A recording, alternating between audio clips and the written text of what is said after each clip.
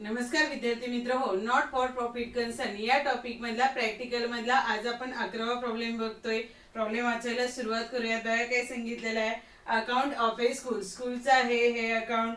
From the following balance sheet and receipts and payment account of new English school Barshi prepare income and expenditure account for the year ending 31 March 2020 and a balance sheet as on that date. आपल्याला income and expenditure account आणि balance sheet 31 March 2020 चा तयार करायचं आहे. म्हणजे आपलं जे वर्ष आहे ते कधी सुरू झालं, कधी स्टार्ट झालं, 1 एप्रिल 2019 ला. आता आपल्याला खाली बॅलन्स शीट दिलेला आहे ॲज ऑन 1 एप्रिल 2019 चा. म्हणजे हा ओपनिंग बॅलन्स शीट दिलेला आहे वर्षाच्या सुरुवातीच्या. बघा काय सांगायचं इथं, करंट इयर जे आहे आपलं करंट इयर ते काय आहे, 1 एप्रिल 2019 टू 31 मार्च 2020 असं आहे. आणि आपल्याला बॅलन्स शीट जो दिलेला आहे तो 1 एप्रिल 2019 चा म्हणजे ओपनिंग बॅलन्स शीट दिलेला आहे. वर्षाच्या सुरुवातीच्या करंट इयरच्या सुरुवातीच्या आपल्याला असेट्स अँड लायबिलिटीज दिलेल्या आहेत. बघा आता खाली रिसिप्ट्स अँड पेमेंट अकाउंट दिलेलं आहे for the year ending 31 March 2020. आता रिसिप्ट्स अँड पेमेंट अकाउंट मध्ये काही असेट सुद्धा आपण खरेदी पेमेंट साईडला काही असेट्स पण आहेत. फर्निचर आहे, लायब्ररी बुक्स आहेत. खाली ऍडिशनल इन्फॉर्मेशन दिलेली आहे. ऍडिशनल इन्फॉर्मेशन मध्ये काय सांगितलंय बघा, आउटस्टँडिंग सॅलरी ऑफ ₹9,000 सॅलरीला टिक मार्क करून घ्या. त्याच्यानंतर second adjustment outstanding tuition fee ₹15,000 tuition फीला ऍडजस्टमेंट आहे, टिक मार्क करून घेऊयात. Depreciate library books by ₹9,000 and furniture by ₹10,000. आता लायब्ररी बुक्स आणि फर्निचरच्या डिप्रिसिएशनची ऍडजस्टमेंट आहे. आणि लायब्ररी बुक्स आणि फर्निचर बघितलं तर बॅलन्स शीटच्या असेट साईडला पण आहे आणि पेमेंट साईडला पण आहे. याचा अर्थ काय होतो की फर्निचर लायब्ररी बुकचा ओपनिंग बॅलन्स आहे, पेमेंट साईडला आहे. म्हणजे यावर्षी तुम्ही ते ऍडिशनल अजून खरेदी पण केलेलं आहे. ठीक आहे, मग दोन्ही पण ठिकाणी आपण असेट साईडला पण आणि पेमेंट साईडला पण टिक मार्क करून घेऊया. प्रॉब्लेम सोडवायला सुरुवात करूयात. बॅलन्स शीटच्या लायबिलिटी साईडला फर्स्ट काय आहे, कॅपिटल फंड आहे.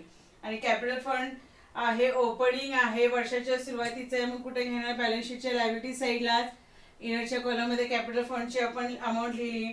त्याच्यानंतर असेट साईडला येऊयात. असेट साईडला कॅश इन हँड आणि कॅशियर बँकेचा बॅलन्स दिलेला आहे. आणि तोच बॅलन्स पुन्हा रिसिप्ट साईडला आहे का चेक करा बरं. रिसिप्ट अँड पेमेंट अकाउंटच्या रिसिप्ट साईडला आहे का, तर सेम त्याच अमाऊंट आहेत. म्हणजे कॅश इन हँड आणि कॅशियर बँकेचा हा ओपनिंग बॅलन्स आहे. हे ओपनिंग बॅलन्स घ्यायचे नसतात का, तर कॅश इन हँड आणि कॅशियर बँक या करंट असेट आहे. बघा त्याच्यानंतर असेट साईडला काय आहे, बिल्डिंग आहे. बिल्डिंगची अमाऊंट किती आहे, 4,50,000. आता पेमेंट साईडला बिल्डिंग आहे का बघा, रिसिप्ट अँड पेमेंट अकाउंटच्या नाही, ऍडजस्टमेंट नाही. मग बिल्डिंग कुठे येणार, बॅलन्स शीटच्या असेट साईडलाच. बॅलन्स शीटच्या असेट साईडला लिहूयात बिल्डिंग, डायरेक्ट आउटरच्या कॉलम मध्ये अमाऊंट लिहूयात. त्याच्यानंतर काय आहे बघा, फर्निचर आहे. आता फर्निचर ओपनिंग फर्निचर आहे, ओपनिंग फर्निचरचा बॅलन्स आहे. बॅलन्स शीटच्या असेट साईडलाच लिहूयात फर्निचर, इनरच्या कॉलम मध्ये अमाऊंट लिहूयात. का तर पेमेंट साईडला पण तुम्ही ऍडिशनल फर्निचर खरेदी केलेलं आहे, डिप्रिसिएशनची ऍडजस्टमेंट आहे. त्याच्यानंतर काय आहेत, लायब्ररी बुक्स आहे असेट साईडला. मग असेट साईडलाच लिहूयात लायब्ररी बुक्स, इनरच्या कॉलम मध्ये अमाऊंट लिहूयात. यावेळेस सुद्धा यावर्षी सुद्धा तुम्ही पेमेंट साईडला लायब्ररी बुक्स ऍडिशनल खरेदी केलेलं आहे. त्याच्यानंतर काय आहे, कॉम्प्युटर लॅबोरेटरी आहे. आता कॉम्प्युटर लॅबोरेटरी ही सुद्धा आपली असेटच आहे. बॅलन्स शीटच्या असेट साईडला लिहूयात कॉम्प्युटर लॅबोरेटरी, अमाऊंट अकाउंटच्या कॉलम मध्ये लिहूयात 60,000. इथं आपला बॅलन्स शीट जो आहे तो सोडून झालेला. तर रिसिप्ट अँड पेमेंट अकाउंट कडे येऊयात. रिसिप्ट साईडला कॅश इन हँड आणि कॅशियर बँक आहे. मगाशी सांगितलं हे ओपनिंग बॅलन्स आहेत, घ्यायचे नाही. त्याच्यानंतर रिसिप्ट साईडला काय आहे बघा, टू ट्युशन फी आहे. कुठे येईल, इन्कम साईडला. बाय ट्युशन फी, इनरच्या कॉलम मध्ये अमाऊंट लिहिली, ऍडजस्टमेंट आहे. त्याच्यानंतर काय आहे बघा, रिसिप्ट साईडला टर्म फी आहे. कुठे येणार, इन्कम साईडला. शक्यतो रिसिप्ट साईड जी आहे ती इन्कम साईडला येते. फक्त रिसिप्ट साईडच्या सुरुवातीचा जो ओपनिंग कॅश आणि बँकेचा बॅलन्स असतो तो घ्यायचा नाही. आणि एखादं जर तुम्हाला कॅपिटलाइज इन्कम करायला सांगितलं असेल तर तो सुद्धा इन्कम साईडला घ्यायचा नाही. नाहीतर रिसिप्ट साईड शक्यतो कुठे येते, इन्कम साईडला येते. त्याच्यानंतर काय आहे बघा, टू टर्म फीज आहे. रिसिप्ट साईडला आहे, इन्कम साईडलाच लिहूयात. बाय टर्म फीज डायरेक्ट आउटरच्या कॉलम मध्ये अमाऊंट लिहूया. काय आहे बघा, टू ऍडमिशन फीज आहे. रिसिप्ट साईडला आहे, ऍडजस्टमेंट आहे का ऍडमिशन फीची नाही. इन्कम साईडला लिहूयात. बाय ऍडमिशन फी डायरेक्ट आउटरच्या कॉलम मध्ये अमाऊंट लिहूयात. त्याच्यानंतर रिसिप्ट साईडला काय बघा, टू डोनेशन आहे आणि कॅपिटल तुम्हाला पर्टिक्युलर सांगितलं. हे डोनेशन कशासाठी आहे, हे डोनेशन कशासाठी आहे, कॅपिटल साठी आहे. मग ते काय करायचं, डोनेशन डायरेक्ट आपण कॅपिटल फंड मध्ये ऍड करूयात. कॅपिटल फंड मध्ये म्हणूयात ऍड डोनेशन. किती अमाऊंट आहे डोनेशनची बघा, 61,000. त्याच्यानंतर काय बघा, टू इंटरेस्ट रिसिव्ड आहे, कुठे येणार, इन्कम साईडलाच. बाय इंटरेस्ट रिसिव्ड डायरेक्ट ऑर्डरच्या कॉलम मध्ये अमाऊंट लिहिली. त्याच्यानंतर काय सांगितलंय, टू गव्हर्नमेंट ग्रँट आणि ब्रॅकेट मध्ये शब्द काय आहे, रेव्हेन्यू. रेव्हेन्यू आहे, रेव्हेन्यू इन्कम आणि एक्सपेन्सेस आपण इन्कम अँड एक्सपेंडिचर अकाउंटला घेत असतो. गव्हर्नमेंट ग्रँट रेव्हेन्यू आहे, मग कुठे येणार, इन्कम साईडलाच येणार. मग इन्कम साईडला लिहिलं बाय गव्हर्नमेंट ग्रँट. इथे कंसात लिहिलेला आहे शब्द मी, रेव्हेन्यू डायरेक्ट ऑर्डरच्या कॉलम मध्ये अमाऊंट. त्याच्यानंतर काय आहे, टू सन्ड्री रिसिप्ट. रिसिप्ट आहेत इन्कम साईडलाच, बाय सन्ड्री रिसिप्ट डायरेक्ट ऑर्डरच्या कॉलम मध्ये अमाऊंट लिहिली. आता पेमेंट साईड कडे येऊया. पेमेंट साईडला फर्स्ट काय आहे, सॅलरी आहे. पेमेंट साईडला आहे, एक्सपेंडिचर आहे, कुठे येणार, एक्सपेंडिचर साईडला. टू सॅलरी याच्या कॉलम मध्ये अमाऊंट लिहिली, ऍडजस्टमेंट आहे. त्याच्यानंतर काय आहेत, लायब्ररी बुक्स आहेत. बघा आता पेमेंट साईडला आहेत, लायब्ररी बुक्स आहेत, आपली असेट आहे. हा कॅपिटल एक्सपेंडिचर आहे. इथं इन्कम अँड एक्सपेंडिचर अकाउंटला येईल का, नाही येणारी. लायब्ररी बुक्स तुम्ही यावर्षी खरेदी केलेल्या आहेत. मग लायब्ररी बुक्स मध्येच आपण काय करूयात, बॅलन्स शीटच्या असेट साईडला ऍड. मग इथे बॅलन्स शीटच्या असेट साईडला म्हणूयात ऍड परचेस. किती परचेस केलेले आहे त्यावर्षी तुम्ही, 14,000चे, 14,000चे. टोटल इनर्चेस कॉलम मध्ये लिहूयात, ऍडजस्टमेंट आहे त्याच्यावर किती येते, 59,000. त्याच्यानंतर पेमेंट साईडला काय बघा, बाय ऑफिस रेंट खर्च आहे, एक्सपेंडिचर साईडला ना, टू ऑफिस रेंट डायरेक्ट ऑर्डरच्या कॉलम मध्ये अमाऊंट.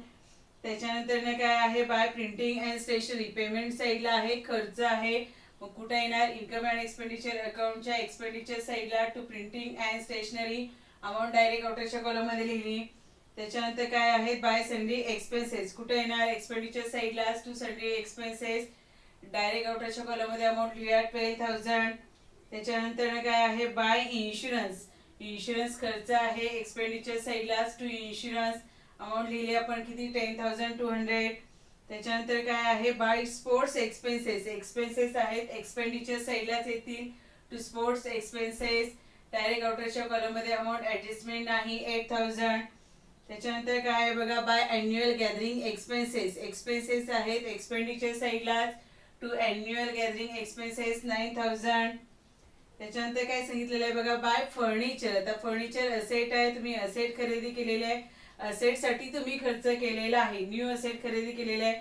मग बॅलन्स शीटच्या असेट साईडला इथं आपण फर्निचर ओपनिंग लिहिलेलं आहे, त्याच्यामध्ये म्हणूयात ऍड परचेस. किती परचेस केलेलं आहे आपण, 50,000चं.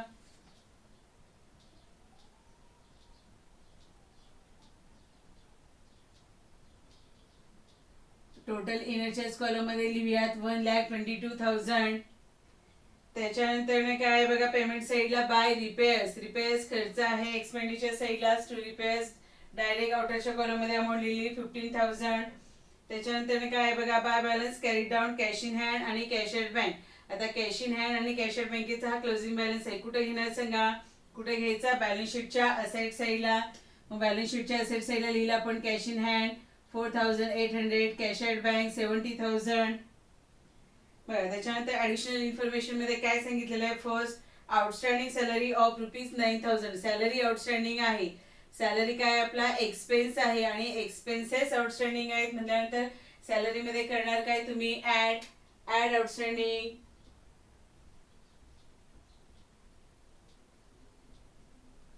किती सॅलरी आपली आउटस्टँडिंग आहे, 9,000. टोटल आउटरला किती येते सांगा, 99,000. आणि आउटस्टँडिंग सॅलरीचा दुसरा इफेक्ट कुठे येईल सांगा, बॅलन्स शीटच्या लायबिलिटी साईडला. का तर सॅलरी आउटस्टँडिंग आहे, एक्सपेन्सेस आपले आउटस्टँडिंग आहे. मग बॅलन्स शीटच्या लायबिलिटी साईडला लिहूयात आउटस्टँडिंग सॅलरी. Outstanding salary 9,000. बघा, आउटस्टँडिंग एक्सपेन्सेसचा फर्स्ट इफेक्ट त्या पर्टिक्युलर एक्सपेन्सेस मध्ये ऍड आणि दुसरा इफेक्ट बॅलन्स शीटच्या लायबिलिटी साईडला. त्याच्यानंतर सेकंड ऍडजस्टमेंट बघा, आउटस्टँडिंग ट्युशन फी ₹15,000. आता ट्युशन फी आउटस्टँडिंग आहे, मग आउटस्टँडिंग करणार काय तुम्ही, ऍड. ट्युशन फी मध्ये म्हणूयात ऍड आउटस्टँडिंग. किती आउटस्टँडिंग आहे, 15,000. मग ट्युशन फी ऍड केल्यानंतर आउटरल अमाऊंट किती येते, 1,05,000. आणि आउटस्टँडिंग ट्युशन फीचा दुसरा इफेक्ट कुठे येणार सांगा. आउटस्टँडिंग ट्युशन फीचा जो दुसरा इफेक्ट आहे तो कुठे येणार, बॅलन्स शीटच्या असेट साईडला. का तर ट्युशन फी इन्कम आहे, आपला इन्कम आउटस्टँडिंग आहे. बघा, आउटस्टँडिंग इन्कमचा फर्स्ट इफेक्ट त्या पर्टिक्युलर इन्कम मध्ये करायचा असतो ऍड, आणि दुसरा इफेक्ट आहे तो बॅलन्स शीटच्या असेट साईडला. मग बॅलन्स शीटच्या असेट साईडला लिहूयात, आउटस्टँडिंग ट्युशन फी किती आउटस्टँडिंग आहे, 15,000. बघा, त्याच्यानंतर थर्ड ऍडजस्टमेंट काय बघा, depreciate library books by ₹9,000. Library books वर डिप्रिसिएशन आहे, किती ना आहे, 9,000 ना आहे. मग डिप्रिसिएशन करायचं असतं काय, लेस. मग लायब्ररी बुक्स मध्ये म्हणूयात लेस डिप्रिसिएशन. किती आहे, 9,000. डिप्रिसिएशन लेस केल्यानंतर लायब्ररी बुकची अमाऊंट टोटल आली किती, 50,000. आणि डिप्रिसिएशन आहे, डिप्रिसिएशनचा दुसरा इफेक्ट कुठे येतो, एक्सपेंडिचर साईडला. इन्कम अँड एक्सपेंडिचर अकाउंटच्या डेबिट साईडला, टू डिप्रिसिएशन.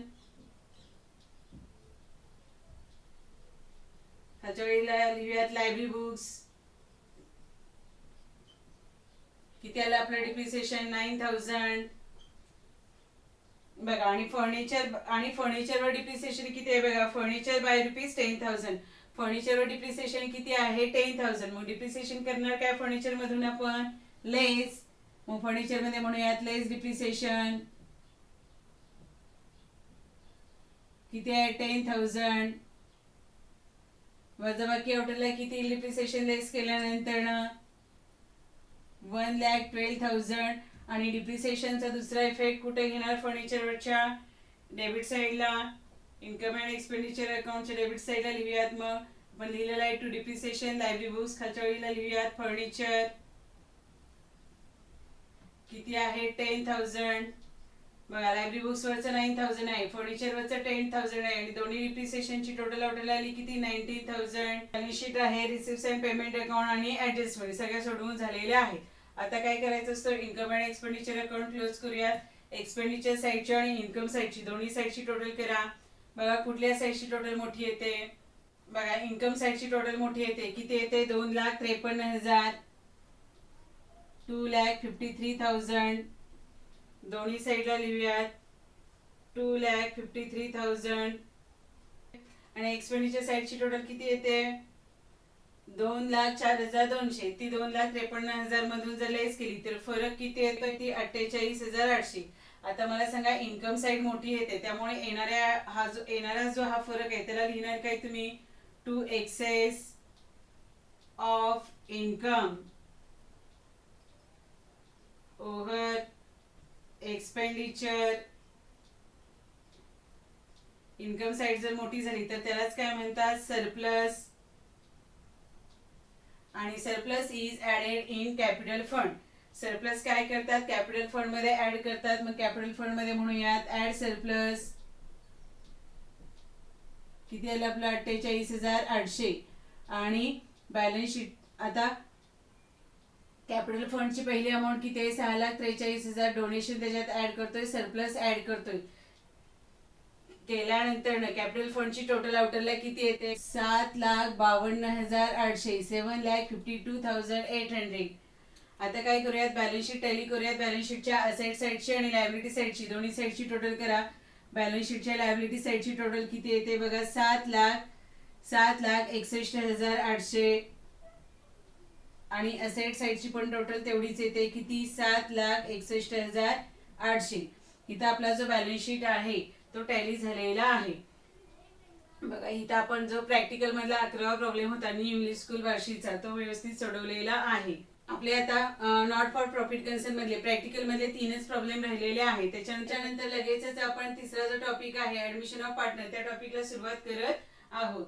तर ठीक आहे, मग हे जे आपल्या अकाउंटचे व्हिडिओ आहे ते इतर मित्रांना जरूर शेअर करा, जेणेकरून त्यांना आपलं अकाउंट सोपं जाईल. ठीक आहे, इथं मी थांबते. थँक्यू.